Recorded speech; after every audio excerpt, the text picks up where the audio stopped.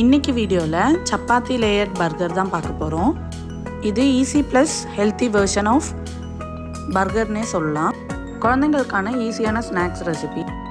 இதை டயட்டில் இருக்கவங்களும் கலரிலெஸ்ஸாக எடுத்துக்கலாம். டயட்டில் இருக்கவங்களும் இதே ஃபாலோ பண்ணிக்கலாம். பட் வீடியோக்குள்ளே நான் சொல்ல போகிற டிப்ஸை மட்டும் ஃபாலோ பண்ணால் போதும்.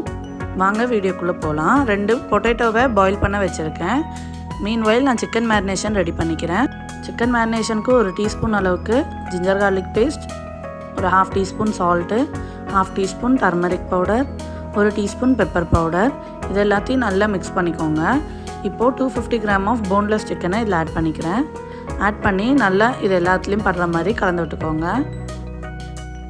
சிக்கனை நல்லா ஷெட் பண்ணி தான் நம்ம இதில் ஆட் பண்ணிக்க போகிறோம். ஸோ அதனால தான் போன்லெஸ் சிக்கனை ப்ரிஃபர் பண்ணுறேன். இல்லை போன் பீஸாக இருந்தாலும் ஓகே தான். இப்போது இதை நல்லா பாயில் பண்ணிக்கோங்க. பாயில் பண்ணி இந்த லெவல் ஆன உடனே இந்த மாதிரி சிக்கனை குட்டி குட்டி பீஸாக ஷெட் பண்ணி தனியாக எடுத்து வச்சுக்கோங்க. தென் இப்போ சப்பாத்தி மேக் பண்ணிக்கலாம். ஆஸ் யூஷுவல் 1 கப்பு வீட் ஃப்ளார் எடுத்திருக்கேன்.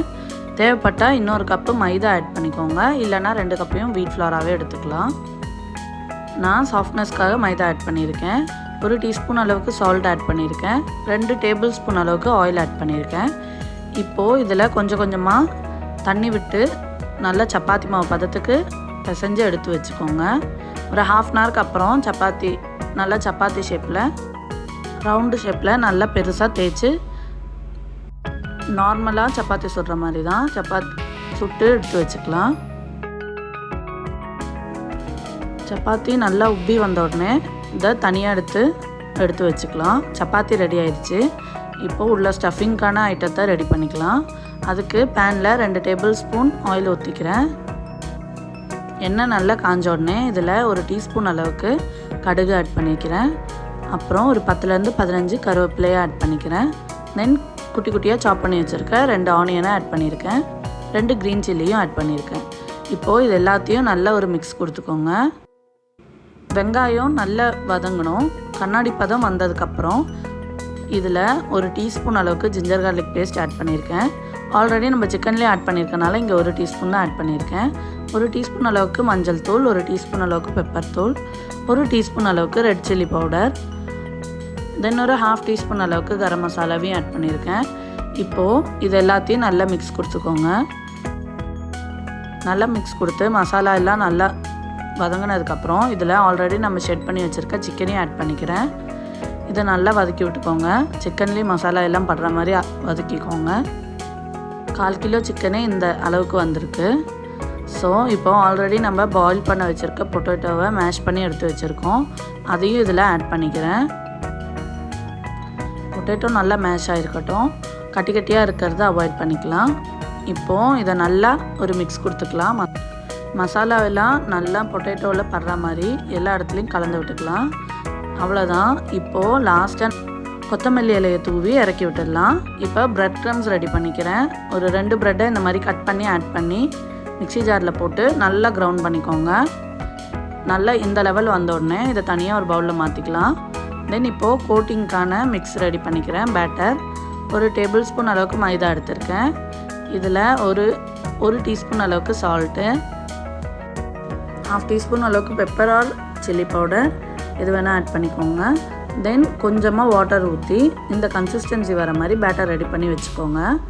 இப்போது ஆல்ரெடி நம்ம செஞ்சு வச்சுருந்த இதை இந்த மாதிரி கட்லெட் ஷேப்புக்கு உருட்டி எடுத்து வச்சுருக்கேன். 3 கோன் ஷேப்புக்கு மடிச்சிருக்கேன். இது சப்பாத்திக்குள்ளே வைக்கிறதுக்கு கரெக்டாக இருக்கும். இல்லை உங்களுக்கு ரவுண்ட் தான் கம்ஃபர்டபுள்னால் அது கூட பண்ணிக்கலாம். இந்த மாதிரி பேட்டரில் முக்கி ப்ரெட் க்ரம்ஸில் கோட் பண்ணி ஆயில் ஃப்ரை பண்ணுறதுக்கு வச்சுருக்கேன். கட்லெட் 2 சைடும் நல்லா ஆயிலில் ஃப்ரை ஆகட்டும். கோல்டன் ப்ரௌன் ஆகிற வரை நல்லா ஃப்ரை பண்ணிக்கோங்க. இது உள்ளே வேக தேவையில்லை. ஸோ ஹை ஸ்பீடில் வச்சு மேலே மட்டும் கோட்டிங் லேயர் மட்டும் கொஞ்சம் கிறிஸ்பி ஆகிற மாதிரி ஃப்ரை பண்ணிக்கோங்க. இது ஃப்ரை ஆகிற கேப்லேயே நம்ம மயோனஸ் ரெடி பண்ணிக்கலாம். வீடியோவில் ஃபஸ்ட்டு சொன்ன மாதிரி ஹெல்த்தி வெர்ஷனுக்கான மயோனஸ் தான் ரெடி பண்ணுறேன். நார்மல் மயோனஸுக்கு ரா எக் ஆட் பண்ணுவாங்க. நான் இங்கே பாயில்டு எக் ஆட் பண்ணியிருக்கேன். இதில் என்ன ஹெல்த்தி வெர்ஷன் பார்த்தா ரா எக் ஆட் பண்ணக்குள்ளே நம்ம ஆயில் நிறைய யூஸ் பண்ண வேண்டியது இருக்கும்.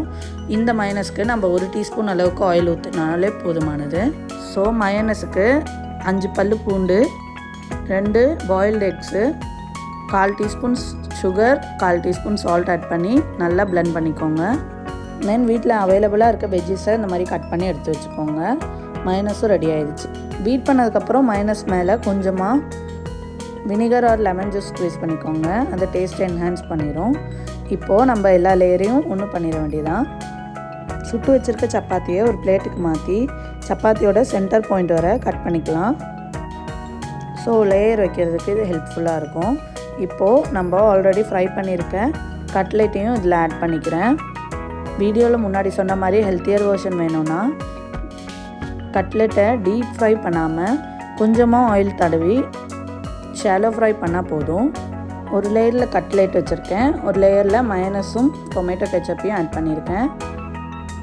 இன்னொரு லேயரில் எக்கு பாயில் பண்ணி வச்சுருக்கிறத கட் பண்ணி ஆட் பண்ணியிருக்கேன். இதுக்கு பதில் நீங்கள் சீஸ் கூட சேர்த்துக்கலாம்.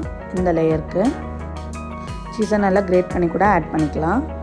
தென் நம்ம மயோனைஸ் வச்ச லேயர்லேயே கொஞ்சமாக கேபேஜ் ஆட் பண்ணியிருக்கேன். இப்போது இன்னொரு லேயர் ஃபுல்லாக வெஜ்ஜஸ்க்கு டொனேட் பண்ணிடலாம். நான் இங்கே கேப்சிகம், கேரட்டு, ஆனியன் அப்புறம் குக்கும்பரையும் ஆட் பண்ணியிருக்கேன். நீங்கள் உங்கள் வீட்டில் அவைலபிளாக இருக்க வெஜ்ஜஸ் எல்லாத்தையும் ஆட் பண்ணிக்கலாம். கார்ன் இருந்தால் கூட ஆட் பண்ணிக்கலாம். அவ்வளோதான். இப்போ 4 லேயரும் செட் பண்ணியாச்சு. இப்போது வீடியோவில் காமிக்கிற மாதிரி இந்த மாதிரி சப்பாத்தியை ஃபோல்ட் பண்ணிக்கோங்க.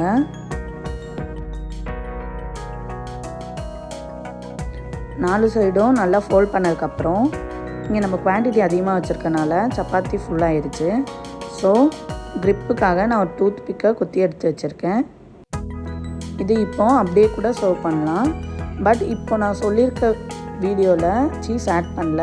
சப்போஸ் நீங்கள் சீஸ் ஆட் பண்ணுற மாதிரி இருந்தால் பேனில் வச்சு கொஞ்சமாக ஹீட் பண்ணிக்கோங்க. அப்போ தான் சீஸ் நல்லா மெல்ட் ஆகும். லோ ஃப்ளேமில் ஒரு 2 நிமிஷம் பேனில் வச்சு எடுத்தால் நல்லா குக் ஆயிரும். அவ்வளோதான், இது ரெடி ஆயிடுச்சு. வீடியோ பிடிச்சிருந்தா லைக் பண்ணி மறக்காமல் சப்ஸ்கிரைப் பண்ணிடுங்க.